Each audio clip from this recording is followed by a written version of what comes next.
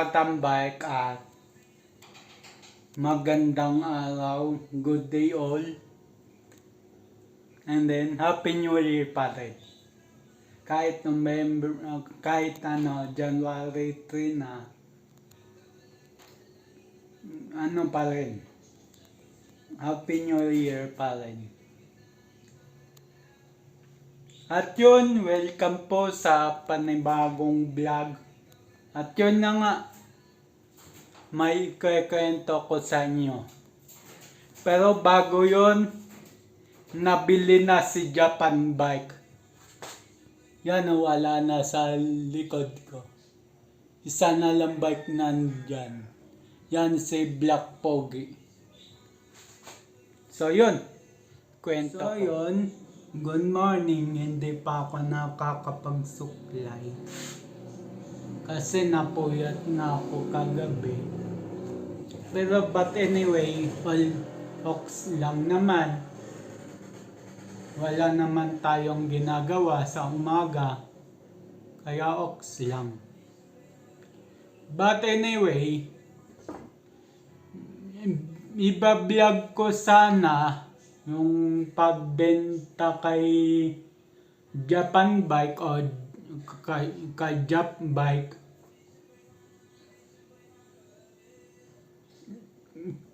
Kaso, ayaw ng buyer. Sabi ko, okay lang.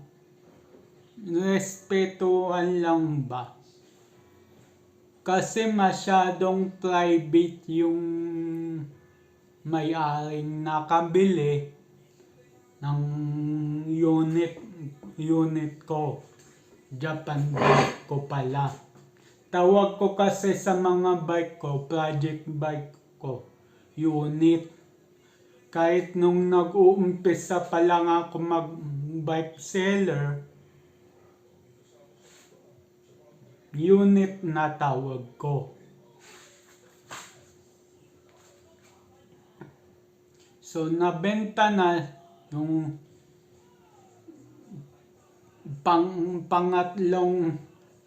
pangatlong unit ko, nabenta na. Yan. Yun nga si Japan bike. Or tinawag ko lang na Jap bike. Yan. So yun. At sa mga naghanap pa kay Japan bike o kay Jap bike, wala na po siya, nabili na po siya. Yan. Masyado lang pong private yung nakabili, kaya sinabihan niya ako o nakiusap sa akin na wag ko nang i-vlog. Sa akin naman, naintindihan ko. Sabi ko, okay lang po. Na kasi for privacy naman nila yun eh. So ayun. Pero magkakaroon ulit tayo ng panibagong project unit. Yan. Tapos yun. Malaki din tong project unit na to. So yun lang na i-share ko. And then, ang isa pa ko pang i-share is about sa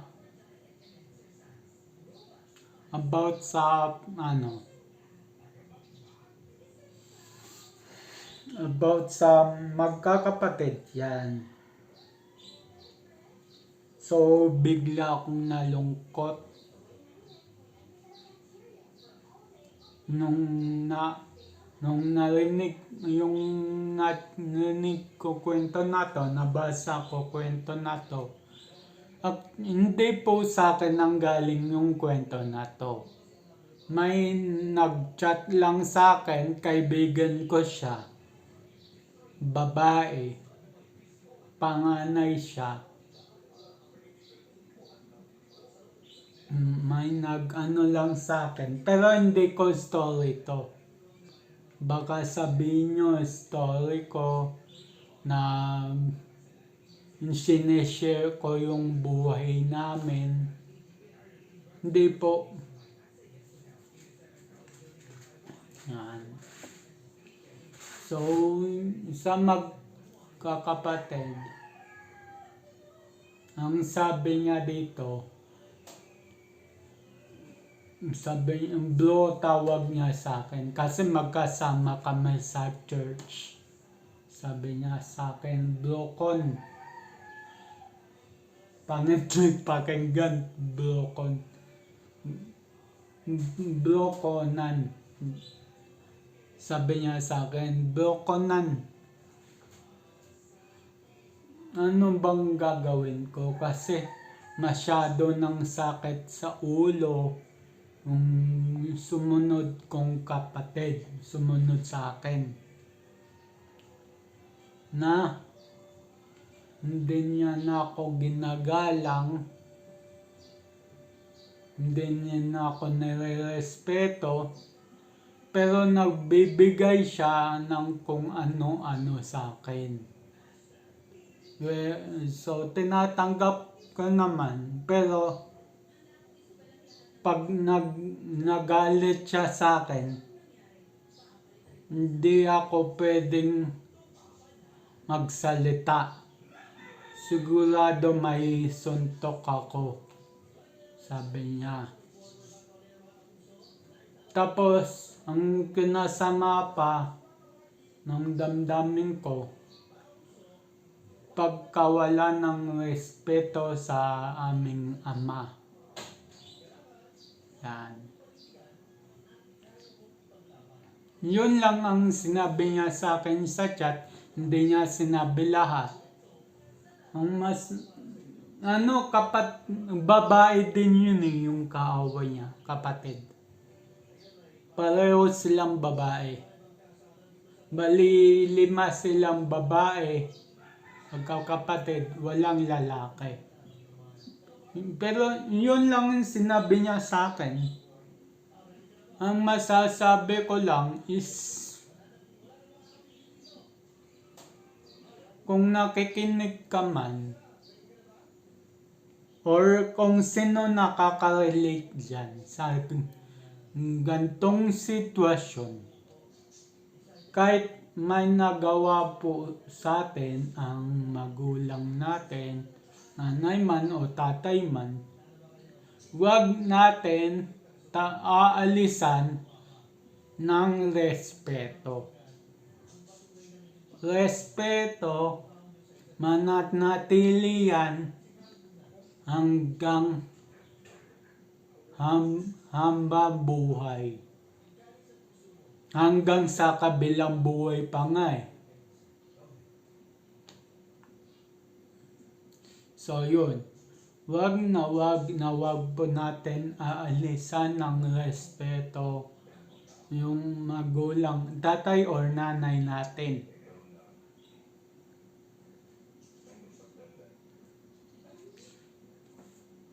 Kasi pag inalisan natin ng respeto,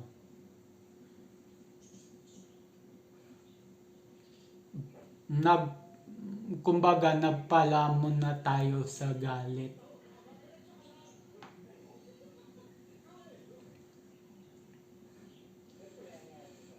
Sa ganun, huwag po tayo magpagalit sa tampo, huwag po tayo magpagalit sa magpanaig pala sa galit, sa tampo.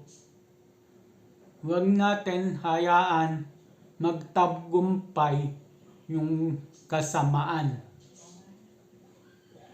Inaamin ko, so yun, inaamin ko, hindi lang ako, lahat tayo ng mga tao ay may pagkakamali. Sa magulang natin, sa mga anak natin, sa mga nakakasalamuha natin, pero pilit natin na tinatama yung mali na yun. Sorry, yung sinaing pinatay ko lang. But anyway, doon na tayo sa topic na salitang respeto yan. Kung ano man nagawa ng magulang sa atin, ng kapatid sa atin, o mga kamag-anak sa atin na hindi maganda, respetuhan na lang po. Kahit anong masasama na ginawa nila sa atin, siguro normal lang magtampo, bakit ganito, bakit ganyan. Pero paunti-unti din mawawala yun. At ito lang masasabi ko. Pagka magtanim ka ng galit sa isang tao, sa impyerno ang baksak. Yun. Hindi aakyat sa langit.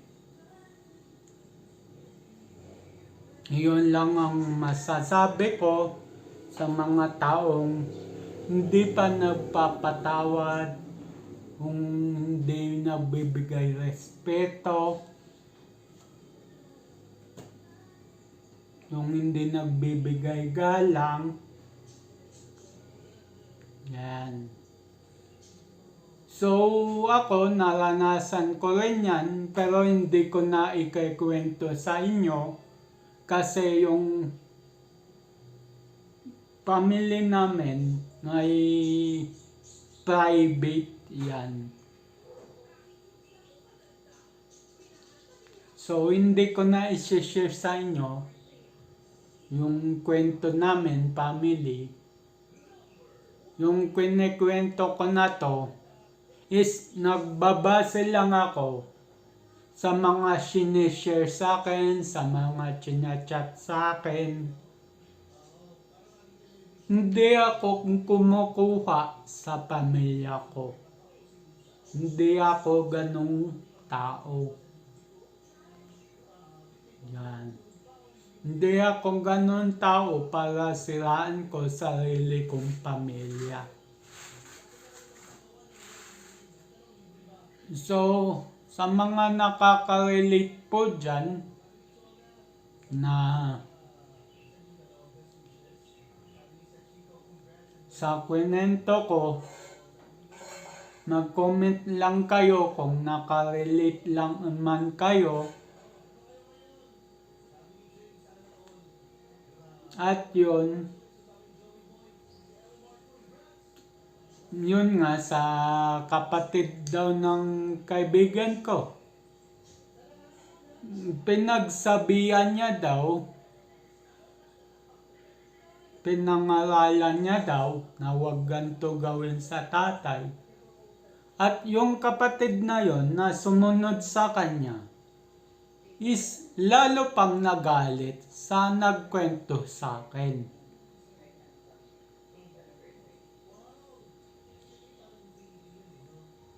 So,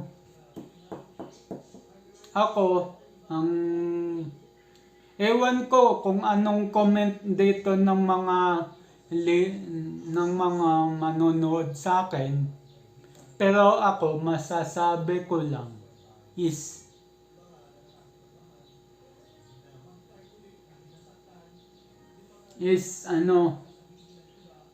kailangan ng kapatid bong yan. Kung yung nagkwento sa akin, nag-share sa akin, kung nakikinig ka o nanonood ka man, pati yung kapatid niyang Suail, kung nanonood ka man, na sana isipin mo kung hindi sa magulang mo, wala ka sa mundo na to. Oo, nandun na tayo, may ginawang mali ng mga parents natin.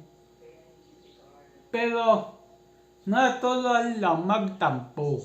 Pero, wag hahantong sa galit or mawala ng respeto.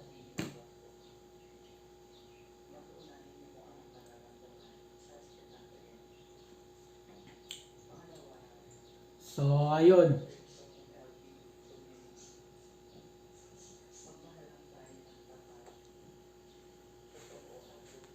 Ako, kwento sa akin ng kaibigan kong yun, nalulungkot ako.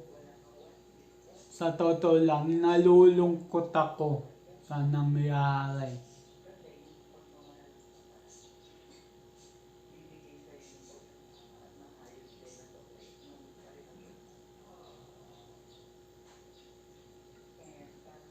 Nanginayang ako sa nangyari na sana ganito na lang.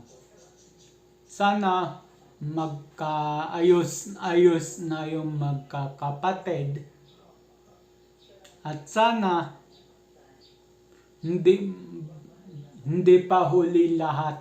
Mag-sorry sila sa mga nasaktan nila.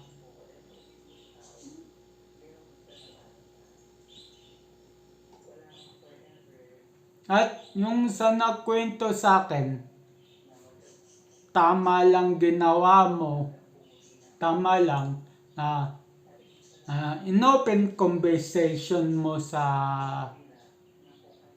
nanay mo ang nangyari o sa tatay mo. Tama lang in-open conversation mo.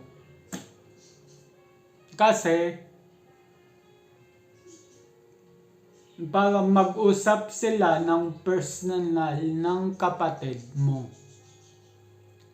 Para malinawan. Ano ba yun? Malinawan. Yun.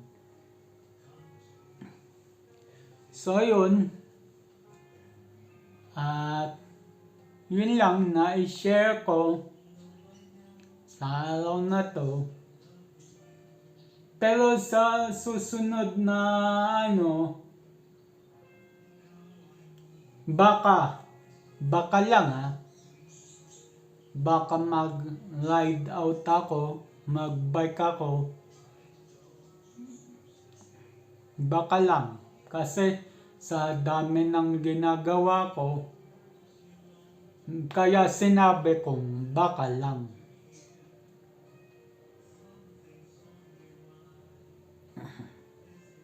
So, yun. At hanggang dito na lang. Hanggang sa next vlog na lang. So, yun. Keep safe everyone. God bless. And then, bye-bye. Ingat po sa lahat. Paalam.